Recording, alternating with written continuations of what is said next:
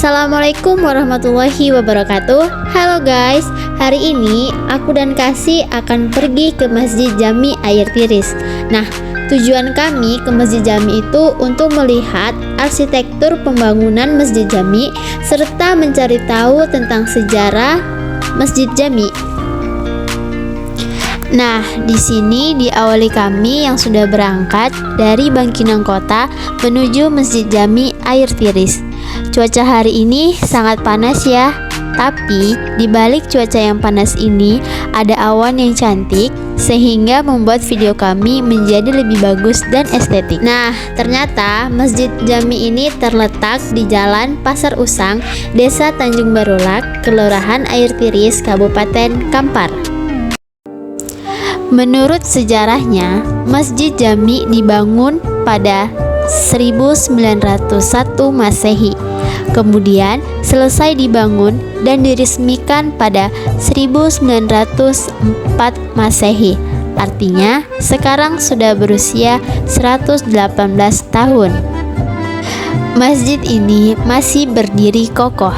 Arsitektur bangunan masjid ini menunjukkan adanya perpaduan budaya Melayu dan Cina dengan atap 3 tingkat berbentuk limas. Seluruh bangunannya terbuat dari kayu, termasuk atapnya juga kayu. Tapi sekarang sudah diganti dengan atap seng. Setiap dinding masjid terdapat ukiran yang memiliki makna. Masjid ini didirikan atas prakarsa Engku Mudo Sangkal pada tahun 1901 dan proses pengerjaannya baru selesai pada tahun 1904 atau sekitar tahun 1322 Hijriah. Engku Mudo Sangkal adalah seorang tokoh penyebar Islam di daerah Kampar. Salah satu penyebab Engku Mudo Sangkal berniat untuk mendirikan masjid di daerah sekitar Pasar Air Tiris adalah karena ketika beliau hendak melaksanakan sholat zuhur, beliau tidak menemukan tempat sholat atau masjid di daerah Air Tiris tersebut. Padahal tempat tersebut merupakan daerah yang ramai. Hasil pemikiran beliau ini disampaikan pada Datuk Palo yang kantornya berada di sekitar pasar tersebut. Datuk Palo kemudian menyampaikan usul ini kepada Ninik Mamak 12 Kenagarian Air Tiris. Melalui pertemuan rapat yang dipimpin oleh Datuk Palo, diputuskan bahwa Ninik Mamak 12 Kenagarian Air Tiris menyetujui usulan Engku Mudo Sangkal untuk mendirikan masjid di dekat Pasar Air Tiris dengan pertimbangan sebagai tempat ibadah bagi masyarakat, pengunjung, dan para pedagang yang berada di sekitar Pasar Air Tiris. Secara keseluruhan, pembangunan masjid ini dilaksanakan oleh Ninik Mamak Kenagarian Air Tiris yang terdiri dari penghulu suku dengan sebutan Ninik Mamak Nan Duo Baleh yang memiliki anak kemenakan dalam 20 banjar atau perkampungan dalam Kenagarian Air Tiris. Menurut penuturan serta kepercayaan masyarakat sekitar, ketika pendirian masjid ini dilakukan, setiap langkah kaki Engku Mudo Sangkal selalu diiringi oleh kalimat-kalimat suci yang mengingatkan akan kebesaran Allah. Inilah yang memberikan kekuatan lain dari Masjid Jami Air Tiris, sehingga bangunan tanpa paku ini walau sudah berumur lebih 1 abad tetap kokoh berdiri. Pada bagian atas atau depan mimbar, pada 2 tonggak panjang dalam masjid, masing-masing bertuliskan 2 kalimat syahadat dan 2 buah tulisan basmalah yang dibuat dan dikerjakan oleh Engku Mudo Sangkal, pendiri masjid tersebut, sekaligus sebagai pelopor pembangunan fisik dan kerohanian di Masjid Jami Air Tiris.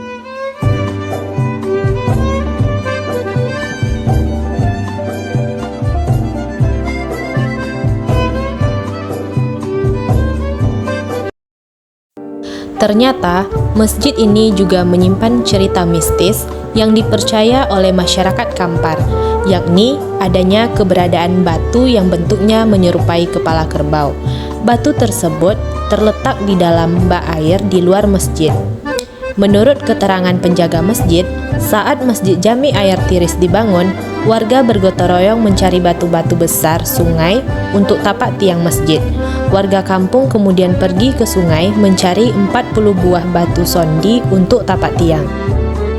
Saat semua batu itu dipasang, ada satu batu yang aneh karena tiang tidak bisa ditegakkan di atasnya.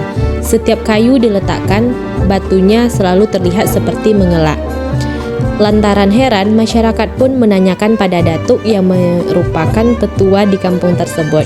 Dia menyarankan untuk mengasingkan batu itu, namun anehnya batu itu selalu berpindah tempat tanpa ada yang memindahkannya hingga sekarang. Percaya tidak percaya, namun fakta adanya. Terkadang batu ini ada di tengah masjid, kadang di tempat wudhu, bahkan batu mistis ini pernah masuk ke dalam sumur tua lalu pindah ke dalam bak air hingga sekarang. Rumah ibadah ini terlihat asri dan anggun.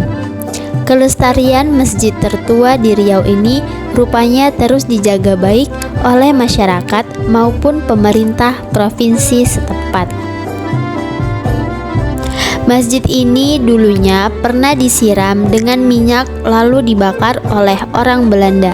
Namun setelah itu tidak ada tanda-tanda terbakar. Setelah dibakar orang Belanda, tidak ada sedikit pun ada tanda kebakaran. Tidak ada yang hangus sama sekali.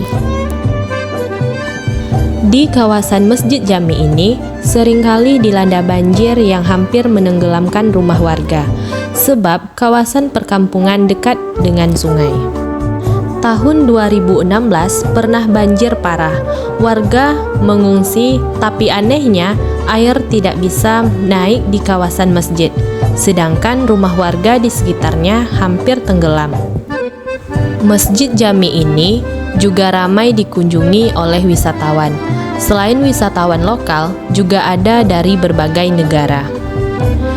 Masjid Jami ramai dikunjungi saat perayaan hari besar Islam, seperti Isra Mi'raj, Maulid Nabi, dan juga Lebaran Idul Fitri.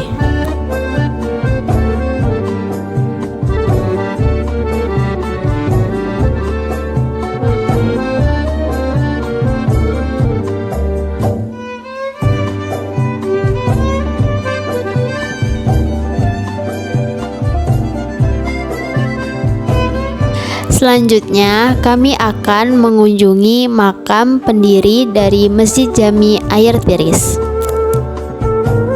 yang letaknya tidak jauh dari kawasan Masjid Jami Air Tiris. Datuk Engku Mudo Sangkal merupakan pendiri dari Masjid Jami Air Tiris. Beliau juga merupakan guru besar yang cukup berpengaruh kala itu. Dia menimba ilmu keislaman di Sumatera Barat. Sepulang dari menimba ilmu, dia melihat kampung halamannya belum ada masjid. Dari sanalah dia mengajak semua masyarakat untuk bergotong royong membangun masjid. Akhir hayat Datuk Engku Mudo Sangkal, beliau dapat mengetahui bila ia akan mati. Sewaktu ia telah diambang maut, pada hari Jumat, pada 5 hari bulan Ramadan, kira-kira pukul 3 sore hari tersebut, Engku Mudo Sangkal memanggil istrinya Tijah. Ia menyuruh istrinya mencium tentang ulu hatinya 3 kali. Setelah hal itu selesai dilakukan, beliau berkata, "Nanti akan banyak orang yang akan datang ke sini. Ada orang-orang kaya, datuk-datuk penghulu, orang-orang berpangkat." Dan sesudah ia berkata itu, kelihatan Datuk Engku Mudo Sangkal telentang saja sekitar jam 12 tengah malam. Beliau pun berpulang ke rahmatullah.